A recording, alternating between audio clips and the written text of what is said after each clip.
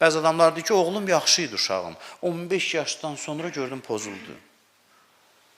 Dayı heç namaz da qılmır, dayı heç ibadət də eləmir.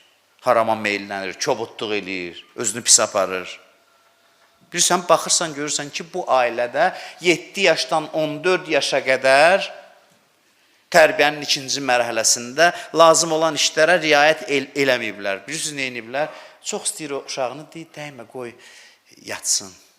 Dəymə, qoy filan, dəymə. Məktəbdən gəlib, oğlum, ayaqqabı da mən çıxardım, corabları da mən çıxardım. Sevgi göstərir zahirən. Amma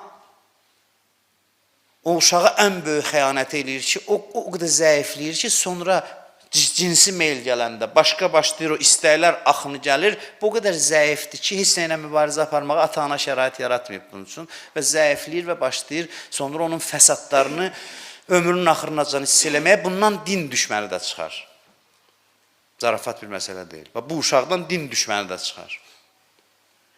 O nazla, nəvaziş, bəli, sevgini artıqlaması ilə ver. Bəli, tələb qoyanda da sevgi ilə qoy, amma tələbi qoy.